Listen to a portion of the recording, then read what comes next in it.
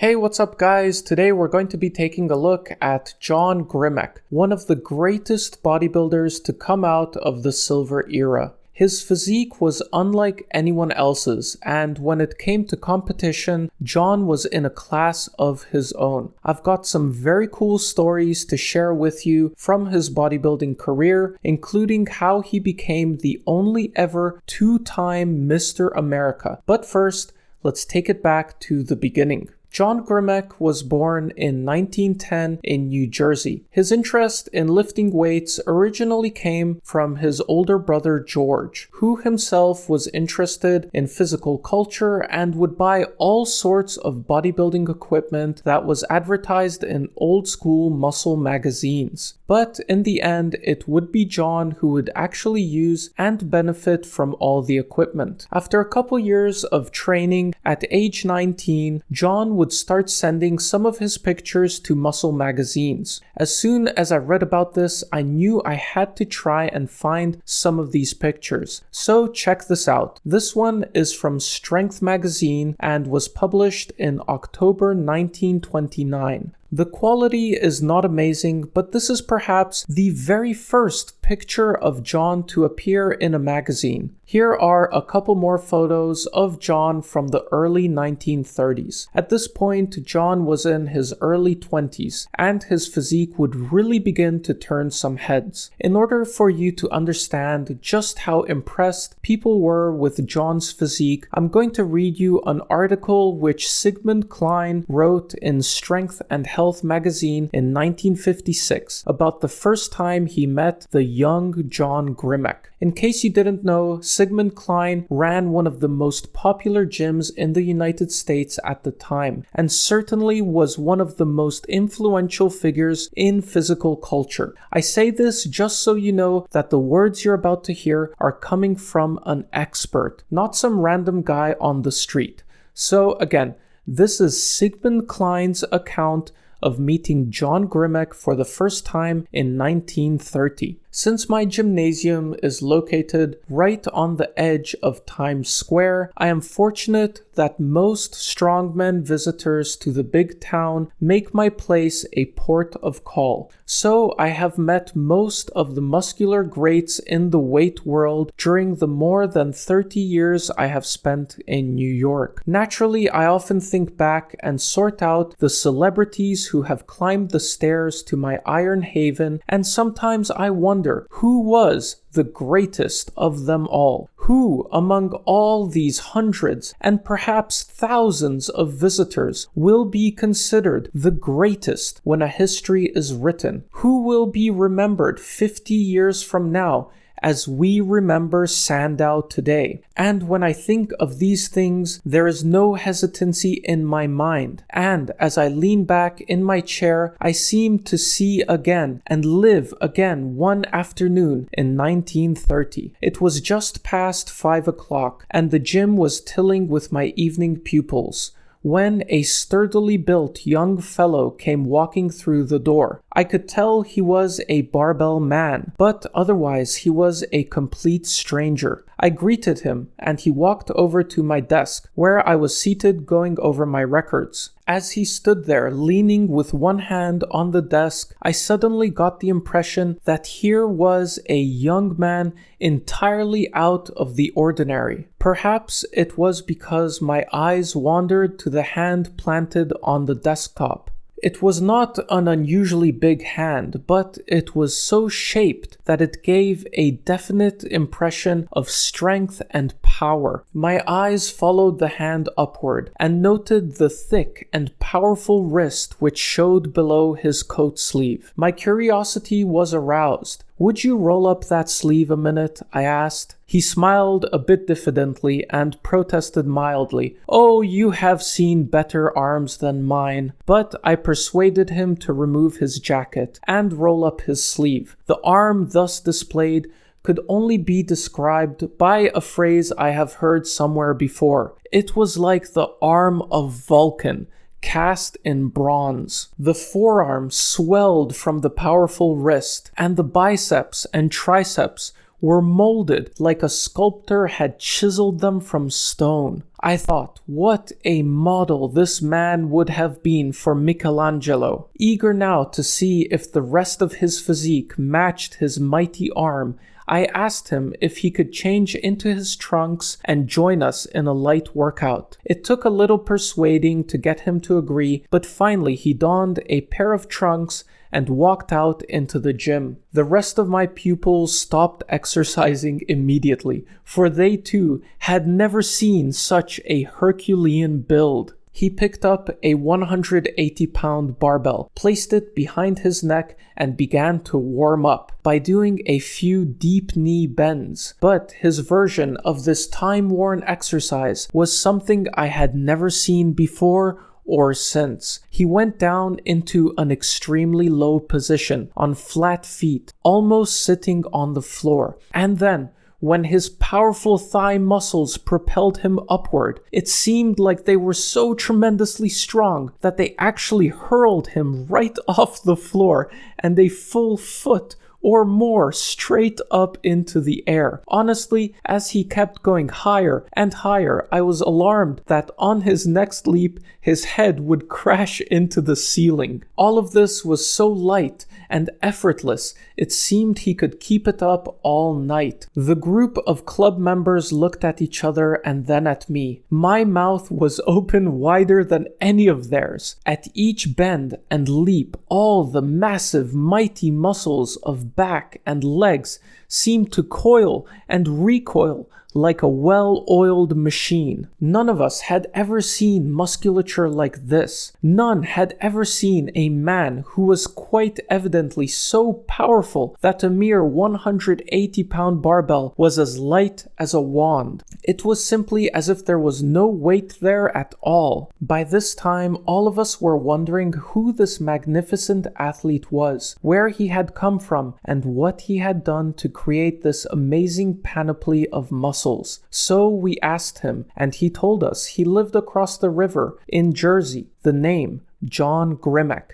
I don't know about you guys, but the first time I read that, I just couldn't stop smiling. It really gives you a sense of how incredibly powerful and unique John's physique was, and what an amazing sight it must have been to see him doing those jumping squats. But anyway, continuing on with the story, during the early to mid 1930s, John would continue to develop his muscles. However, bodybuilding was still in its infancy, and there weren't many opportunities for bodybuilders to compete or earn money. So John would immerse himself into Olympic weightlifting instead. Here he would be able to make use of his extraordinary strength, and for a time he would even have the highest total of anyone on the US team. By 1936, he had earned himself a spot on the Olympic team and was off to Berlin to compete in the Summer Olympics. Here is a photo of the 1936 Olympic team. We can see John is the third athlete from the left. However, John's performance would end up being quite disappointing. He was the lightest athlete in his class and was not able to place very high. In 1938, John would move to Pennsylvania to join Bob Hoffman's York Barbell Club. At this point, he would start bringing his focus back to bodybuilding. John would participate in some early physique competitions, which were usually held right after weightlifting meets. His posing and muscle control routines were very successful, and around this time, people began calling him the Glow because his body and skin appeared so healthy that it was almost as if he was radiating energy through his pores when he posed. I suppose it's difficult to appreciate in these old photos, but he really does look like he's glowing in some of them. Apparently, he was among the first bodybuilders to actively focus on tanning his skin to show his muscles better, and he would also apply a little bit of oil to his body, which I'm sure helped add to that whole glowy look. In 1940, John would finally have a massive bodybuilding opportunity when he was invited to compete in the first Amateur Athletic Union sponsored Mr. America show. Between World War I and the Great Depression, not a whole lot of large-scale bodybuilding shows were held since the Sandow era at the turn of the century. However, this 1940 Mr. America contest would be a massive event held in Madison Square Garden in New York. In fact, I think it's safe to say that this show would be the spark that brought us the great silver era of bodybuilding as we know it today. The nearly 30-year-old John Grimek took to the stage, and apparently several of the judges were witnessed literally rubbing their eyes in disbelief. They simply couldn't believe what they were witnessing. It was clear the other competitors would have no chance, as they could not possibly compare to John's magnificent physique development. Before the night was over, John, now Mr. America, was inundated with all kinds of new opportunities, including roles in movies and theater. However, John had other plans and would choose to stay in York and continue to develop his physique. John would return to the Mr. America stage the following year in 1941 and once again secure himself a dominant victory. John's physique development, symmetry, and posing ability was so far above the rest that the organizers thought he would have a monopoly on the competition for many years to come. Because of this, the Amateur Athletic Union passed a ruling prohibiting a Mr. America winner from competing in future Mr. America contests. This would make John the first and only ever two-time Mr. America winner. He was so good, they actually had to ban him from competing. This, combined with the demands of his new job as senior editor of Strength and Health magazine, would put John's bodybuilding career on hold. World War II was also heating up and would put a stop to most athletic competitions. Though John did his very best to stay in shape and preserve as much of his muscle as possible during this time. Finally, in 1947, the World Weightlifting Championships were set to be held in Philadelphia, and since several of the world's most muscular men would be attending, the organizers thought it would be a good idea to hold a physique contest after the main event. This would be the first Mr. Universe. However, John was sadly not allowed to participate, as the Amateur Athletic Union considered him to be a professional, even though many thought the ruling was unjustified. This first Mr. Universe included some great figures. The winner was Steve Stanko, a good friend of John's. Second place went to John Farbotnik, third to Eric Peterson, and fourth to George Eiferman. The following year, in 1948, John, now 38 years old, would finally get the chance to prove himself on the international stage. A second Mr. Universe competition was held in London, this time with different organizers that allowed professionals to compete. This competition would attract the best of the best from all over the world. John wrote an excellent article about his experience in London. I won't read the whole thing to you because it's very long, but here are some of my favorite parts which will hopefully give you a good sense of the magnitude of this show. So this is John Grimek himself writing in Strength and Health magazine just a couple months after the Mr. Universe competition in 1948. In the past years, the title of World's Best Developed Man was bestowed on me by many physical culture experts and writers, but as I never fully justified the winning of this title in international competition, there was much to be desired on my part. However, titles are of little concern to me, and I personally never resort to their use if I can help it. Still, there are some people who have, in recent months, tried to discredit me, but all that distorted ballyhoo gives me a laugh. This international London event was a test for me, and how I would cope with the situation remained to be seen. I made no premature prophecies in spite of numerous people assuring me of certain victory. Naturally, I was pleased by this great support, but did not realize the magnitude until I appeared on the stage of the Scala Theatre in London. Very few places indeed ever contained a more enthusiastic enthusiastic audience. I recall when leaving the theater after the afternoon session, the backstage manager, stranger to me, extended his hand and said,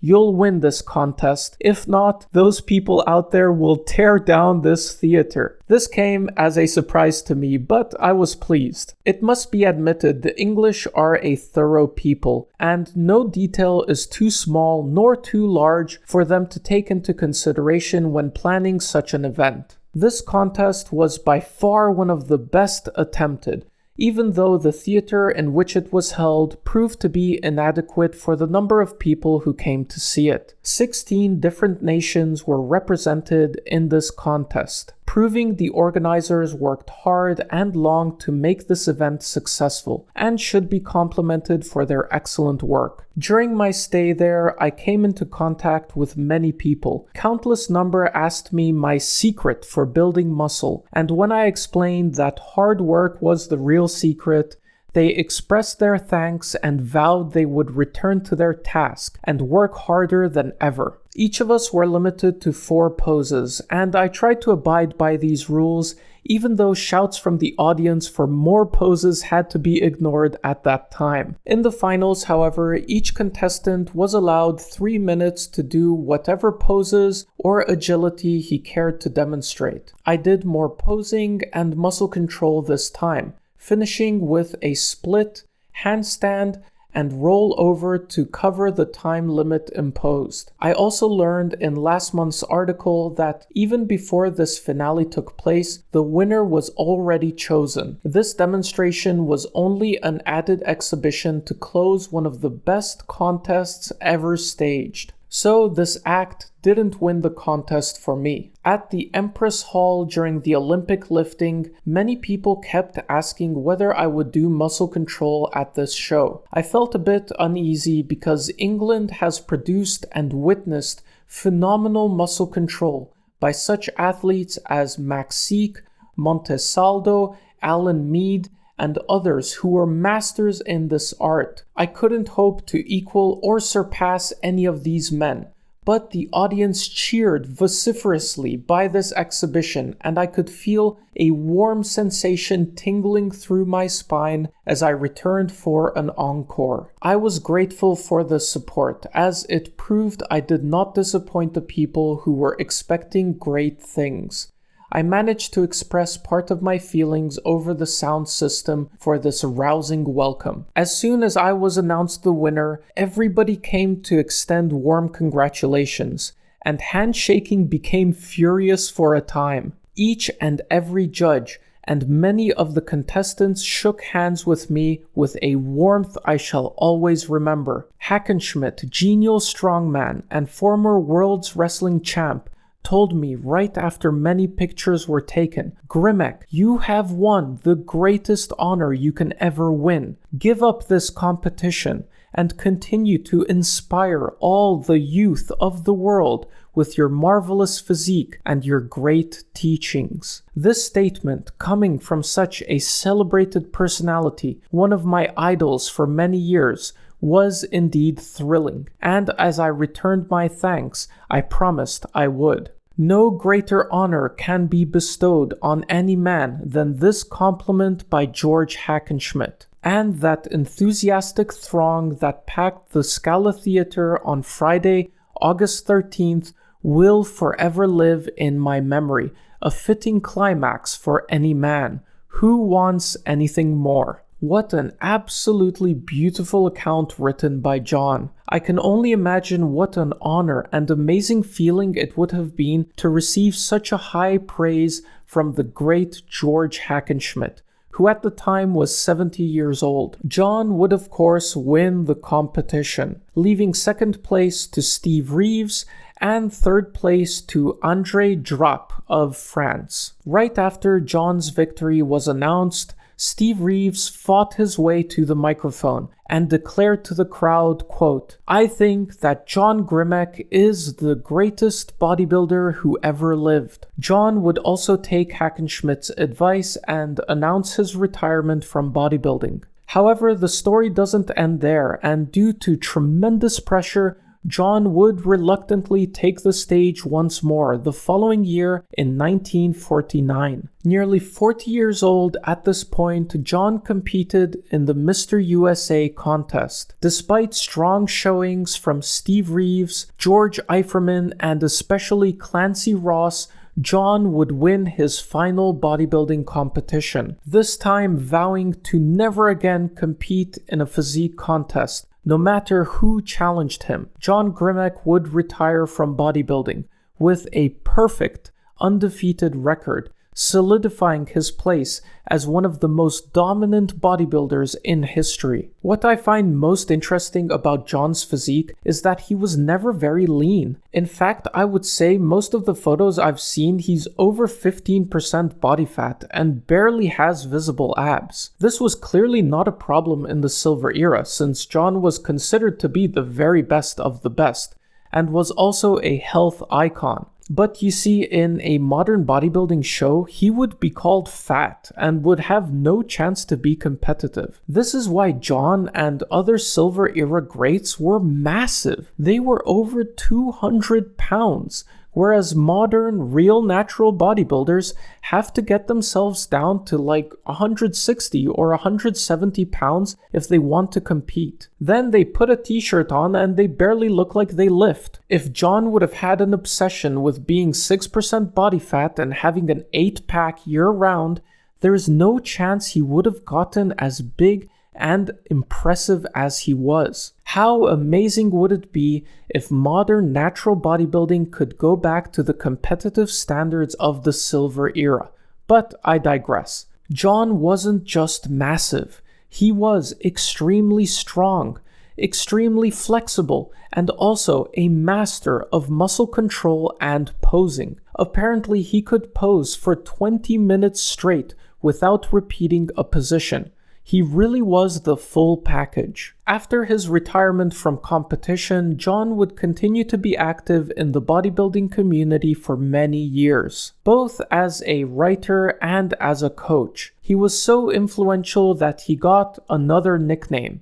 He wasn't just the Glow, he was also the Monarch of Muscledom. John died in 1988 at the age of 88. Leaving behind one of the most impressive legacies in bodybuilding history. As Siegmund Klein rightly pointed out, John Grimek was to the silver era what Eugene Sandow was to the bronze era. Guys, I hope you enjoyed this exploration of John Grimek's life and achievements. It took a really long time to put together, so if you enjoyed it, please consider showing your support by dropping a like and a comment. Also, if you want to see more videos like this, make sure to check out my old school bodybuilding playlist. Thank you for watching.